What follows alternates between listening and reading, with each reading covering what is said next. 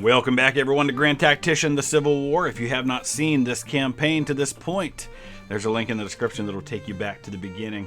It is now August of 1861. We are continuing to ramp up our recruitment of new troops. We're building up our armies for what we expect to be a long campaign. Our newly renamed Army of the Potomac under Major General Lew Wallace is in Alexandria. And you can see the Confederate Army of the Potomac, the Army of the Northwest, and the Army of the Shenandoah are making their way in my direction. And they're going to outnumber me slightly. He's got twice as many guns as me, but this is our first chance to see this big field army in action. Here we go. All right, so we are on the Bull Run battlefield. We're defensive, and the objective that we're defending is right here at Lewis Ford. So it's probably best that we sit behind Bull Run Creek and let him come to us. He's probably going to be coming down from this direction. He could come at us north right there, or he could come at us from this side. I'm pretty content to let him hold the objective if he wants to go and grab it, but we'll sit across the river from him and just shoot away. I'm going to put my right flank right along the Warrenton Turnpike here and then dig in along this road and kind of have nice internal lines. So I think that'll work. Let's see how it goes. So here's how we're sitting, and I've got everybody in double line, so we've got reserves. This is my replacement depot back here. We do have a division sitting right here along the Warrenton Turnpike. If he does attack from up here, we can just bend Cross and Chamberlain back, fuse the line right here, and then pull Sumner up with the airborne division and put them in the line right here. So I doubt he's going to come down this far south to attack me, but you never know. Okay, here they come. We're just going to see. It would make sense if I were him to try and cross at Farm Ford. I might go ahead and send Joshua Lawrence Chamberlain and the 13th Demon Dogs up there to cover that. I probably should have done that to begin with, but I was afraid he'd come down from the north on me. If they can hurry up and get there, we'll have that crossing covered as well. Barnard's probably safe to move now. I'm going to keep everybody else right where they are. We'll see where he tries to cross. He may keep going down and try to hit me over here. If he does that, if he comes down this far, we'll go ahead and cross the stone bridge and we'll come at him from the north. It's really just a perfect scenario no matter where I end up. This is that famous stone bridge you see in pictures and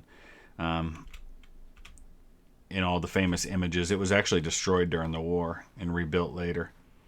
Oh, he's going to come across right at that stone bridge. Come on, Chamberlain, get up there.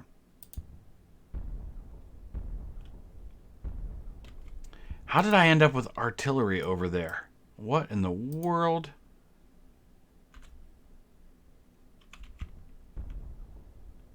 That's a unit from the replacement division? No, it's attached directly to the army.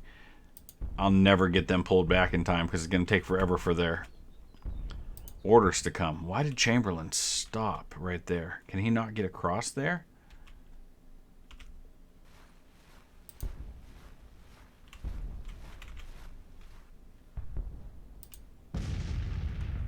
All right, our artillery's opening up.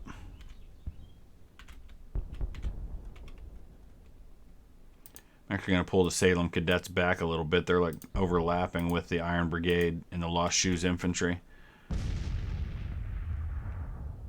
There goes Chamberlain. All right, we need long range. A lot of these guys still have Springfield muskets. We need to start getting some more Springfield rifle muskets for these units so we can get a little more range on them.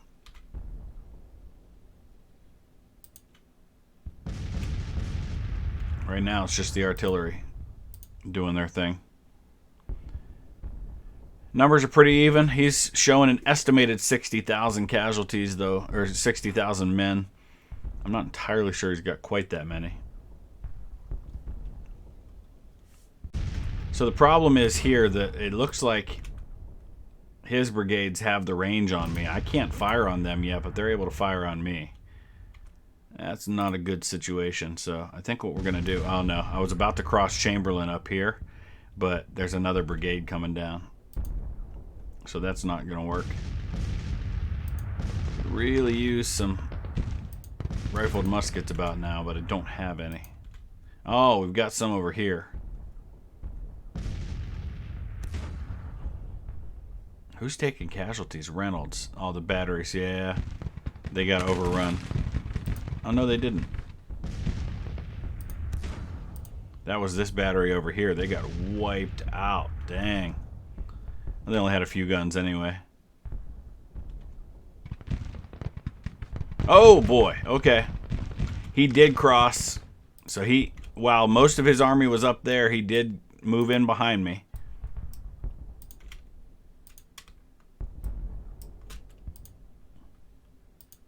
So we've got to pull Chamberlain back.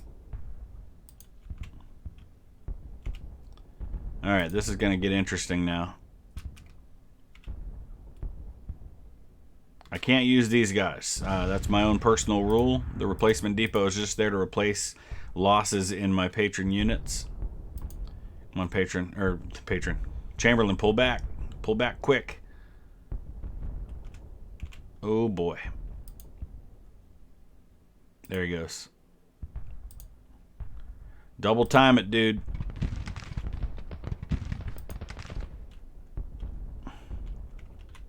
This is not a good situation.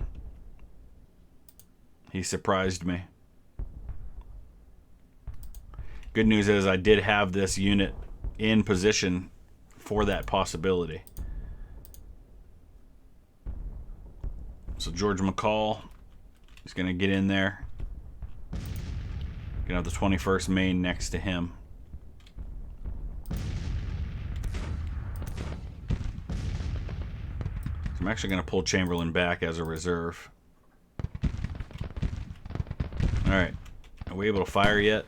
These guys still aren't quite in range. 1st Minnesota. Fighting 5th from New Hampshire. 5th New Hampshire, incidentally, was the unit in the Union Army who suffered more killed or died of wounds during the war than any regiment in the entire Union Army.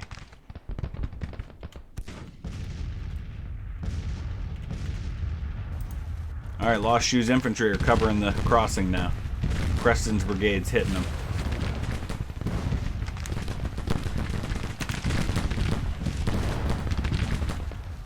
Do have a reserve here just in case. I'm going to move the Salem Cadets up just a little bit.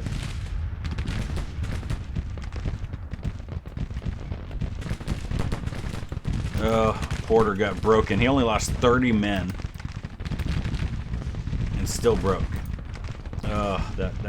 That's frustrating. All right, we're going to send the 173rd Sky Soldiers up here to help out. We did break that first Confederate unit that tried to cross the stone bridge. Nice job by the 1st Minnesota and the fighting 5th.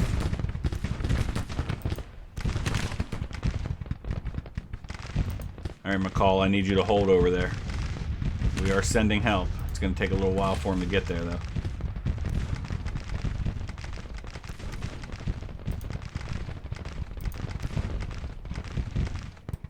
Alright, I'm going to send the 82nd All-Americans up here. We're going to try to hit this battery. Actually going to send the Arctic Angels up there too. And we'll hold the 101st as a reserve. We'll pull them up right here.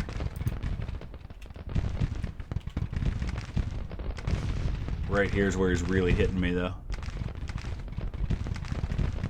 So far so good. We're bottling them up at these crossings, so we're causing a lot of casualties because of that. Lost Shoes Infantry haven't lost a man. Neither have the Iron Brigade. Send the All-Americans up here, we'll hit that battery.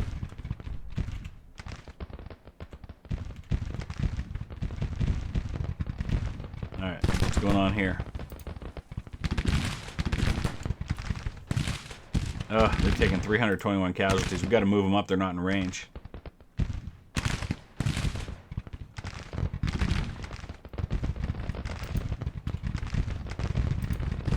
Man, he is lighting up my artillery. He's doing counter battery fire, and he's just really doing a number on my artillery units. Alright, Abercrombie, get up there and hit these guys. McCall's taking a lot of casualties. There we go. Beautiful. Charge him, Chamberlain.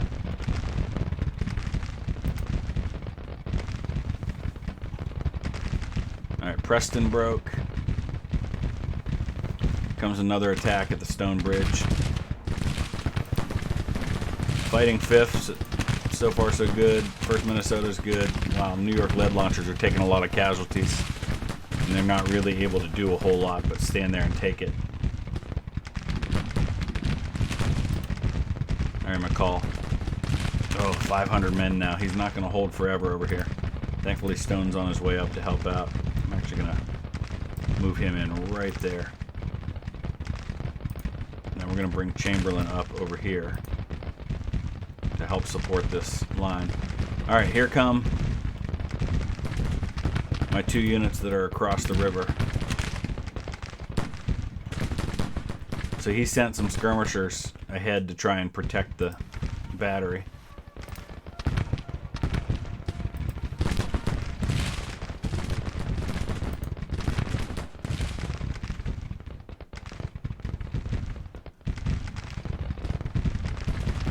So far so good. Come on, Stone, get in there. McCall can't handle this by himself. Alright, he just broke Hayes. That helps a lot.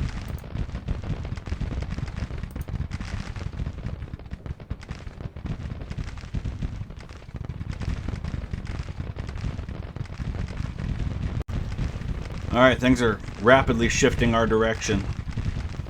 Once again, casualties pretty one-sided, though in a battle like this I expect that because we covered all the crossings. So I'm not surprised that we're inflicting those kinds of casualties in this battle. Still trying to get the Sky Soldiers into position over here on the right, but I think we've pretty well solidified this side of the line. We're holding fine at the bridges. We're throwing back everything he's given us right now. 7,000 Confederate casualties in this battle. And that's with not even having the best weapons with a lot of my troops.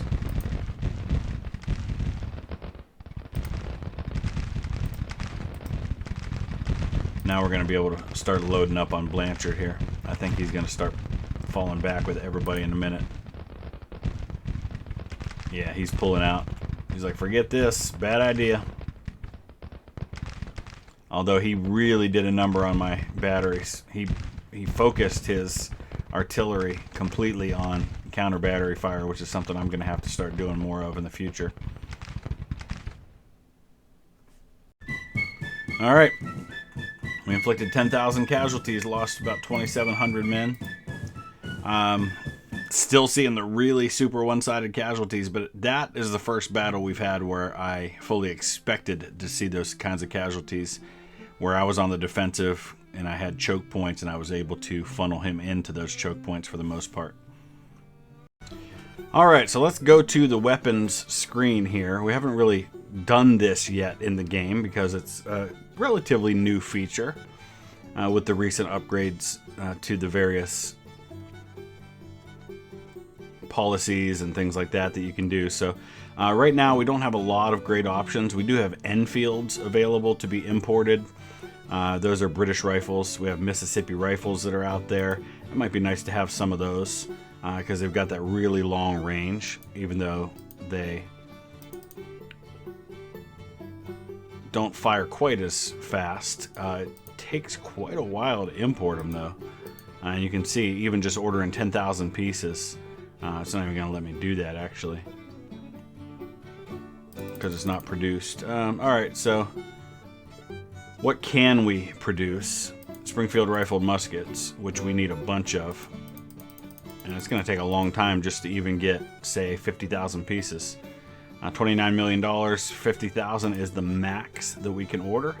Let's go ahead and place that order. I don't think it's going to let us... Can we import any? No, we can't import Enfields at all right now. Production ceased, obsolete. Alright. What else can we? get right now. Doesn't look like there's a lot that we can, so we're going to have to upgrade our technology for some stuff. 14-pounder Jameses. Let's order 64 pieces of those. How about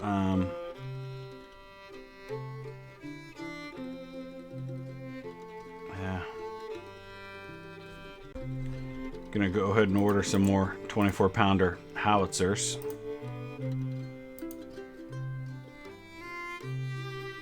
So basically looking at whatever's available to be produced, which is not a lot right now.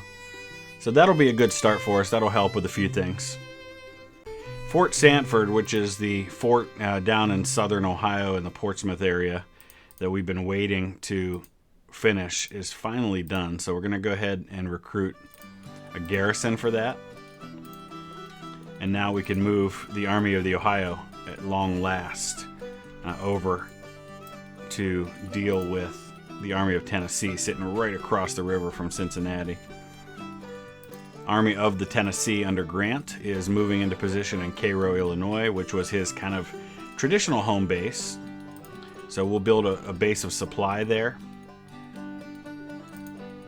from which to launch our attacks down the east side of the Mississippi River. Army of the Missouri under Sherman is going to be 30,000 strong once it has everybody. For now, he's got St. Louis, and I think we'll just sit tight there while we start building our bases of supply everywhere.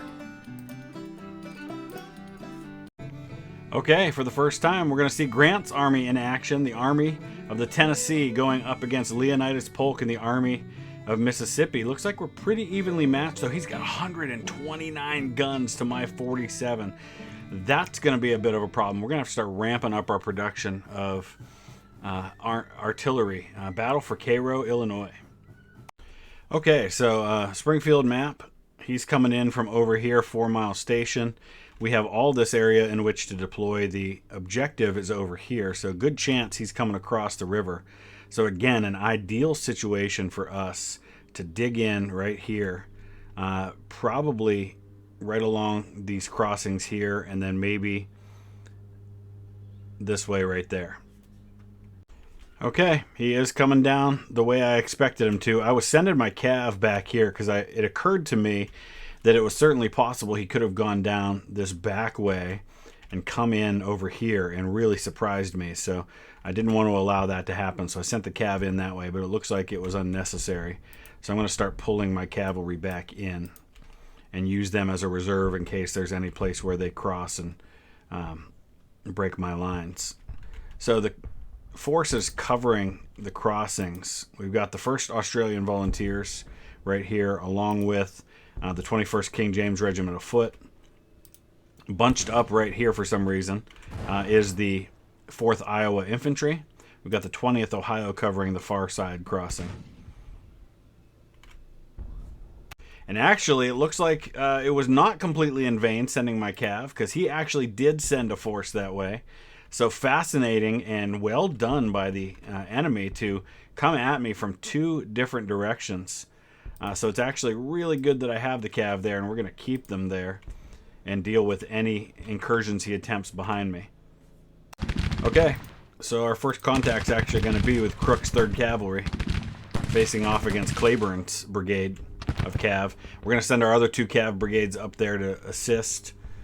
I don't know what he's doing here, but my artillery is here and ready for it. As soon as we start noticing his artillery getting into position, we'll probably have to start setting up for counter battery fire with these 10-pounder Parrots. Alright, Crook's confident so far. Enemies behind cover, we're also behind cover. Both sides are using the railroad as cover, and you can see as we're bringing reinforcements up to plug the gaps from the reserve out of the vedettes. He's doing the same thing. Casualties pretty even, actually pretty good for us at the moment.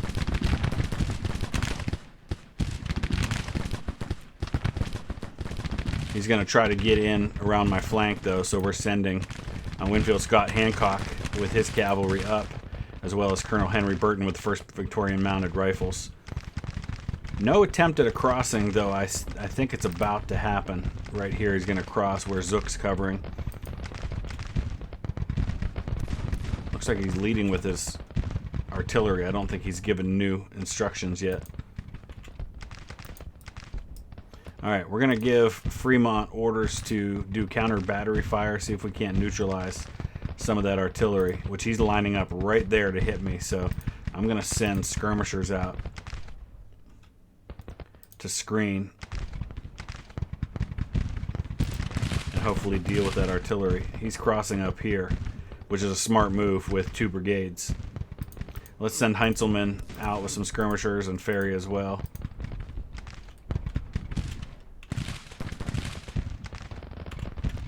What's happening down here? Yeah, Lane's trying to get out and around. But we actually drove off Claiborne, so that's good. Actually, we'll send them right up there, and we'll dig in right on this side. We'll keep these guys busy as best we can.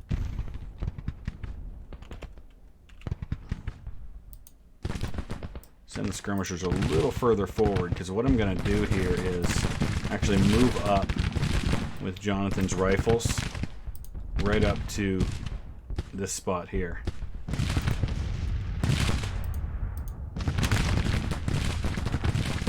You're getting winded crossing there. Some counter battery fire happening both ways, I think.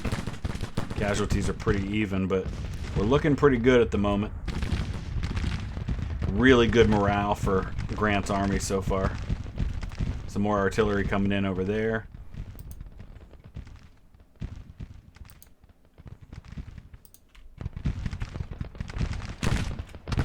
Alright, he brought his skirmishers back in because they're trying to cross now. That makes sense to do that. I'm going to pull these skirmishers back in too. Alright. 1st Australian Volunteers, we need you to hold the line. He's across.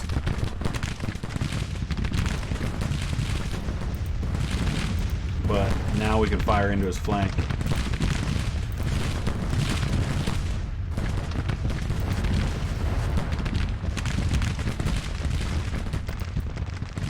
There we go. Perfect. So he's across, but he's going to pay for it.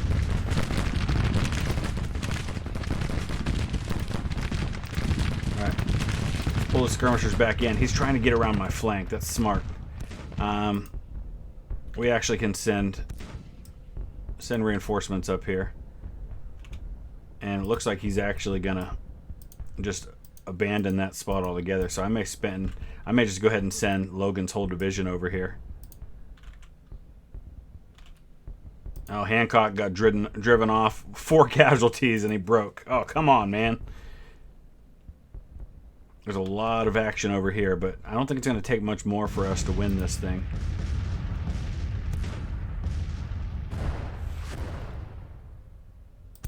Alright, Flemish Lions are moving into position to help cover my flank. But they're going to cross right in front of this here. Don't want them doing that. So let's order them this way and then up there. Alright, Zook, you got to hold again, but we're in a good position because he didn't attack here, which means I have the ability to put the 21st on their flank. And actually, why don't we just move these guys up and hit their other flank too. And now we're coming in from behind him. We're going to send the 20th Ohio to charge in and hit these guns.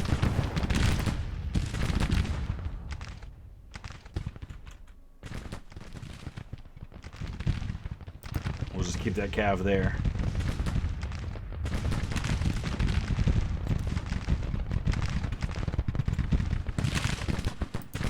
So it's a great strategy on his part if I hadn't been prepared for it, because if I had been just sitting here with everybody along this line and he had surprised me in my rear, it would have been lights out. But thankfully I had the cav that I was able to screen for that possible movement back there, and it worked out that I did.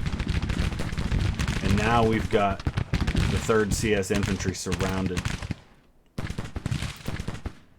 Manning Force and the 20th Ohio is in behind them.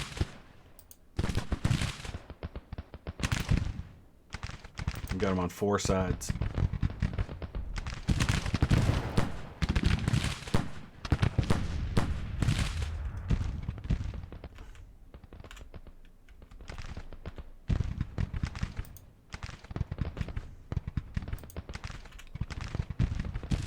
think there's much else we need to do here except just sit here and shoot it out with these guys. I might charge in and try to destroy them.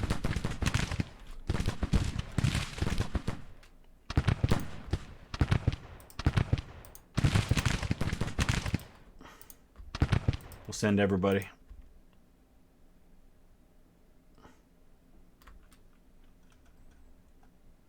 Got him. Beautiful. They've disintegrated with many men surrendering. That'll drive up that casualty number. Who else did we get? Winston's division. Oh, okay, well, he was the only unit in the division that was local, so I think that's about going to do it. He's pulling out. All right, so I've gone ahead and I exited out of the game after that last battle and did a game file integrity check, which is something you can do in through Steam, and it just verifies that all your files are correct. And there were 14 files that it actually corrected, so I'm wondering if that has something to do with the continuing one-sidedness of the casualties. So we'll see in the next battle if that has gotten better. We've routed the Army of the Mississippi, or Army of Mississippi, always forgetting that Confederate armies are named after states and regions. Union armies are typically named after rivers. It's not exclusively that way, but we're going to hold tight with everybody for now. McClellan is in the middle of a battle here in Covington that doesn't seem to be going his way at the moment, which is strange because he's got a huge advantage in numbers. So we may actually have to withdraw from this battle so that I can go back in and actually attack and fight it, because it seems that on their own, for some reason, they're just not doing that well, and I'm not sure why. Let's look at the available projects we have. Armored gunboats, that actually might be really nice to have. I'm going to wait a little bit longer. Cavalry carbines, that's huge, because right now we've got pretty terrible weapons for the cavalry. Legacy rifles, that actually would be nice to have those as well. So a bunch of really nice options right now. But I think we're going to start with the... Oh, boy. Oh, decisions.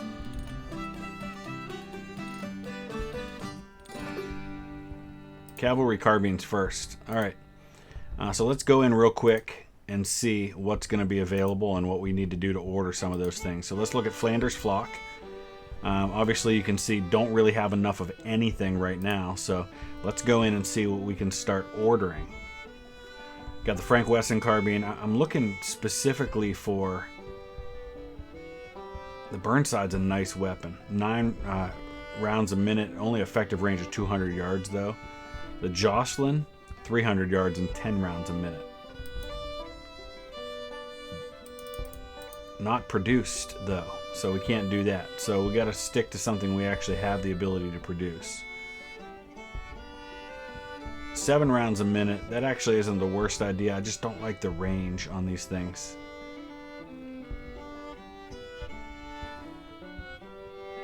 I'm going to go with the Maynard, just 12 rounds a minute, and it has... Oh, it's not produced, so still the same problem. I hate having that short range, but it'll do for now. Let's go ahead and order at least 5,000 of those. All right, we actually won a glorious victory at Covington, so that worked out okay. Union forces, Union Army's unstoppable. Yeah, we'll see what happens once we get a little further. There's Industrialization 1. That's actually really helpful. I think that's going to allow us to produce some new weapons, so I think that'll work well.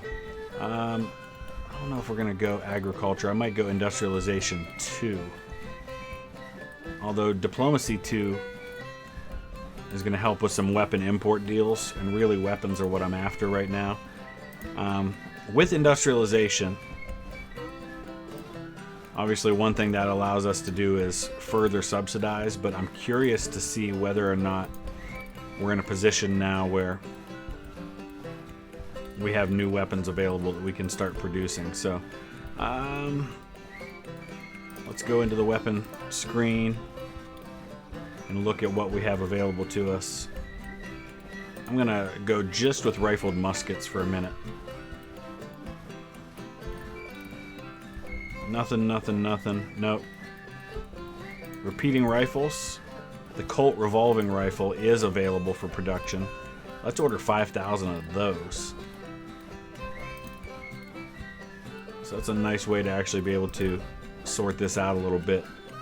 14-pounder Jameses are rifled. But we already have an order going, so we can't order more of those. Okay, corn is king is available to us. Finance a logistical effort of selling crops to Europe, increasing relations with the European powers. Western Europe has suffered continual crop failures. It seems that king corn is more powerful than king cotton. So that'll help us with our trade. And you can see there, corn is king 1, European relations plus 2.5%. Grant has a second perk available to him, and what I really want is, I know there's one of these that allows us to travel with more supplies, which I think is going to be really helpful for us. Flying column here, there's movement speed 10%, maximum supplies plus 50%, because that's going to be one of our armies that has to go deep into enemy territory. So that'll be very helpful to be able to do that. I'm going to go ahead and build a hospital somewhere in the DC area, because I'm expecting lots of casualties in this part of the world. So it seems to make sense that that would be a good place to put one of these. We just got to find exactly where it's going to go.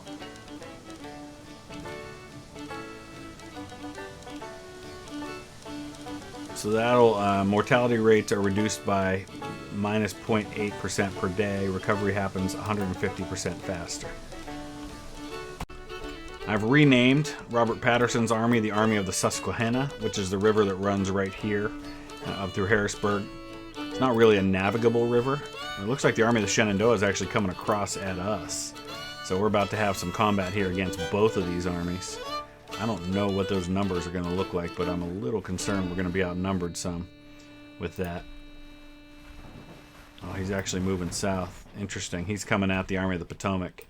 Maybe moving Patterson into Winchester at this exact moment that they're moving downriver will work out nicely for us. There's Fort Doles is completed.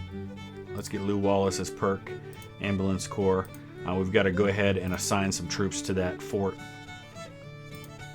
in Alexandria. It's Fort Doles.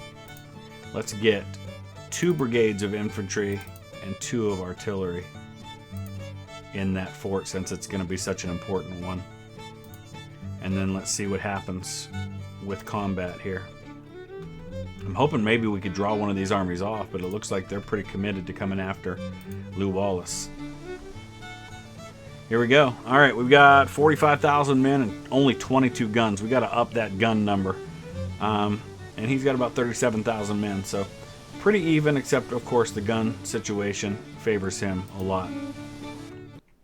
All right, we're back on the Bull Run battlefield, but this time I think he's going to be coming down from the north here. This spot right here, if I were able to intercept him before he crosses, this is a really difficult spot to cross at Sudley Church because of the terrain.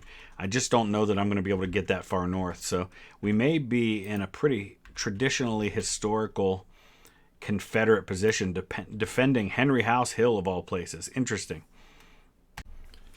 So for this one, he came exactly where we expected him to, and I definitely wouldn't have made it up to Sudley Church to oppose his crossing there, because he came in pretty quickly. So it looks like we got Simon Buckner coming across.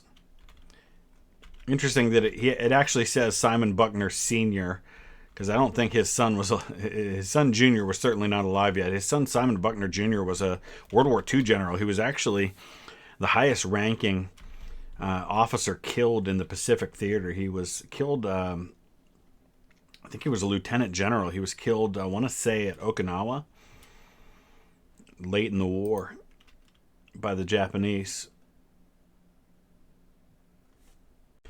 All right, as they continue to get in, I looked it up. Simon Buckner Jr. was indeed a lieutenant general killed in June of 1945 by the Japanese, posthumously promoted to 4-star general about 9 years after his death. There were 3 lieutenant generals killed during World War II on the American side. I believe one of them was killed by friendly fire in Normandy. He's going to try to get around me here, which I expected. That's why I threw the 4th PA Cavalry out here on the flank. And then I have McCall bent back here. Kind of a cool story here as I look at the 4th PA Cav and then McCall right here. I had an ancestor. His name was Sergeant Dan Servey. He was in Company I of the 4th PA Cavalry. And during the Peninsula Campaign, he actually served as a orderly sergeant for General McCall. And in his pension files, in Dan Servey's pension files, he talks about how sick he got on a really hard ride during the Peninsula Campaign because he was sent by General McCall with a message for General Reynolds. And I thought that was interesting because both General McCall and General Reynolds were captured during the Peninsula Campaign. All right, Ricketts is going to come in a little closer here. We're going to get him dismounted so he can dig in right here. And this is just going to help protect our flank a little bit while we wait to see exactly what it is that these guys are going to do. I might send some skirmishers out here shortly, especially to deal with this artillery.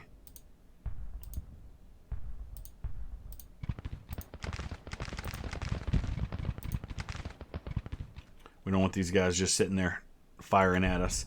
All right, where is my artillery now? I've got Barnes right here. These are only 6-pounder field guns, though. We got to get those upgraded. Got 12-pound Napoleons over here.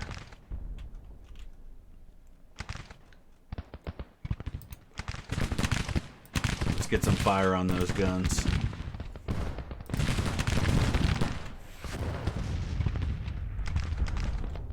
So he's starting to spread out a little bit.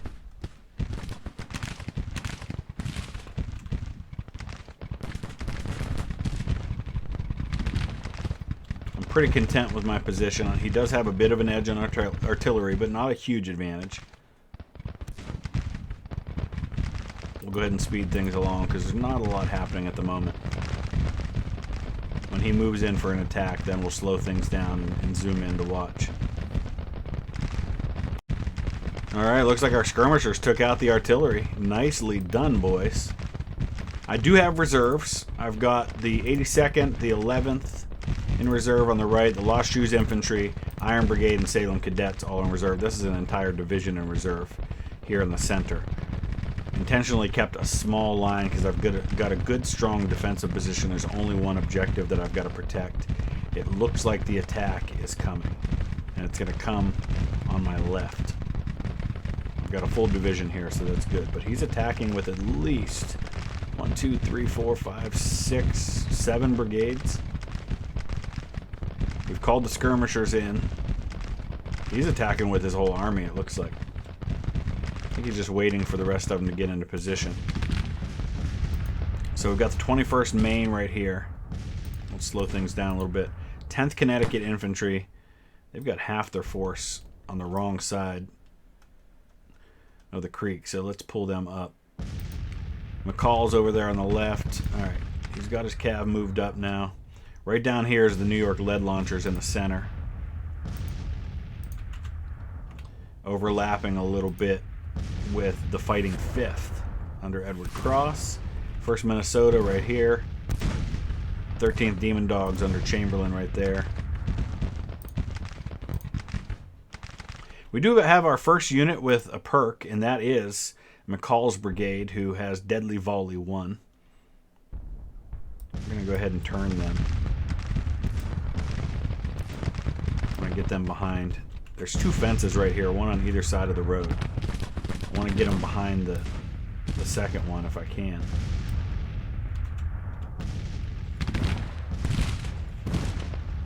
He does have the high ground, but I'm dug in behind this fence.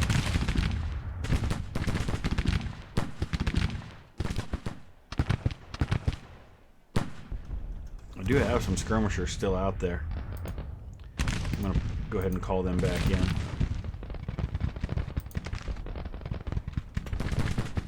Dana can't quite reach that cav, so let's send some skirmishers out.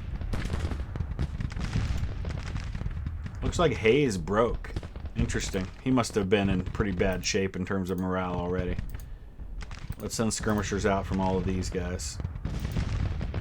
I'm actually going to go ahead and move Stone up with the 173rd Sky Soldiers. I do have a bit of a gap in my line here. He may try to exploit that. He hasn't really launched his attack yet, which so far really favors me.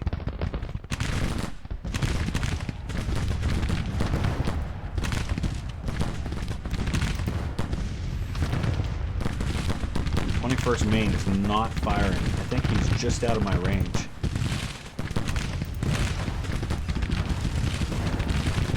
Come on, guys, long range.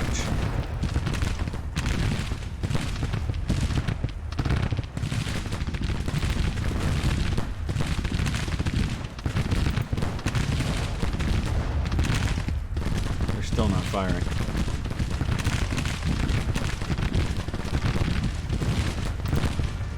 Send your skirmishers out, because that's what he's firing with, the skirmishers. It's mostly all he's doing right now is skirmishing.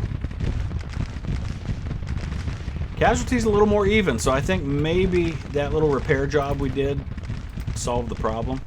Let's deal with this artillery that's trying to cross the river there. And then go deal with this artillery.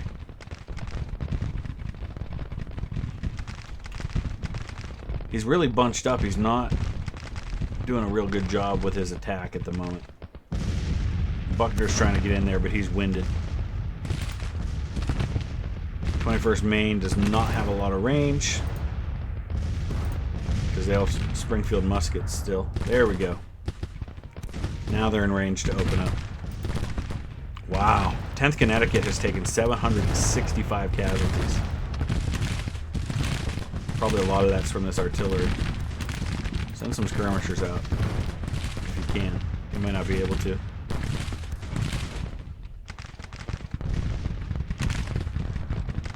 Pretty brutal there in the center.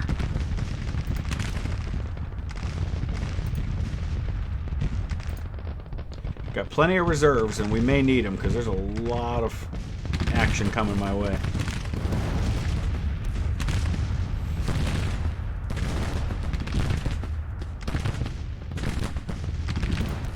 Alright, 1st Minnesota, call your skirmishers back in. I want your full line firing on these guys.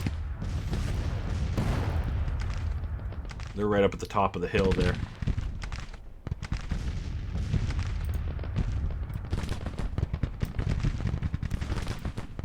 Not sure what's happening there. A lot of artillery sitting right here in the center. Alright, he's coming at my left now, big time. He is going to try to exploit that gap. Makes sense. I've got artillery right there. 10-pounder Parrots. Got to be careful. 2nd Division's taken 1,600 casualties so far. Alright, let's send some help over here. We're probably going to need it.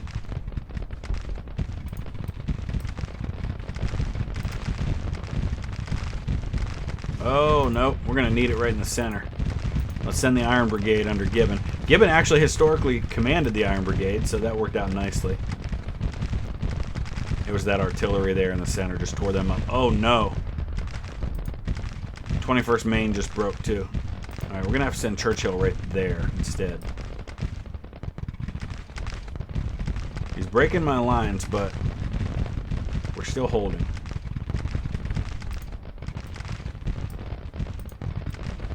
Let's try to come in on this side. We're going to shift Morgan and Abercrombie over this way to help hold the line there.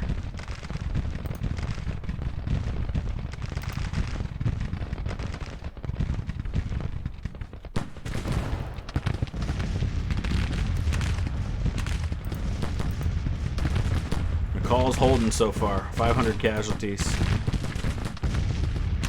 Need the Salem Cadets to get some fire in on these guys. D.R. Jones's brigade and Buckner's brigade.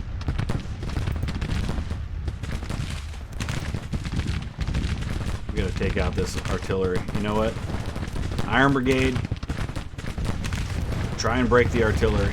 Otherwise you're just they got broken before they even got there. Oh, that artillery is killing me up front. Gibbon just broke in a hurry. There goes Stone. Sky soldiers, they panicked. All right, this is not going real well so far.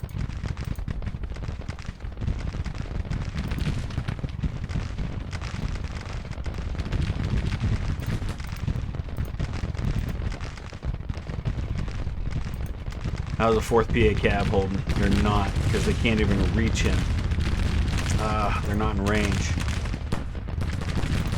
Mount up. Hit him.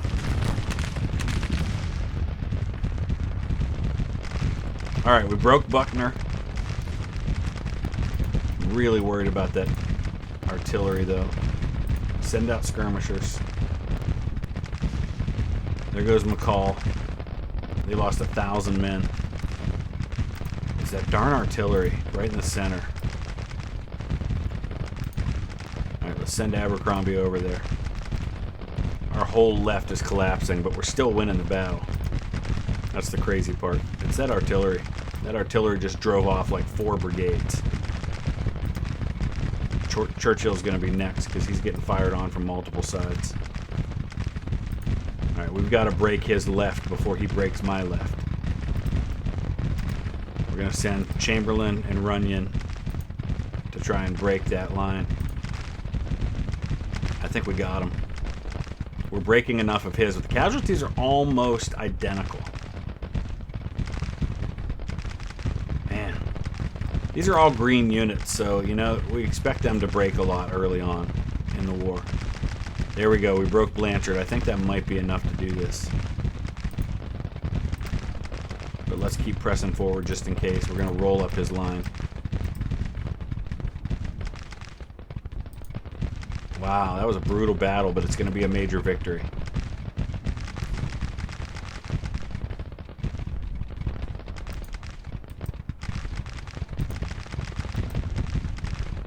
We just need to move the needle a hair more. Alright, Salem cadets. Try and hit those guns before you break completely. Ah, they broke. There goes Chamberlain. He broke, but he broke Jackson in the process. My goodness. What a mess. I'm just trying to get this needle moved, but now it's shifting back the other way. This may be a situation where everybody breaks and we see who's left standing.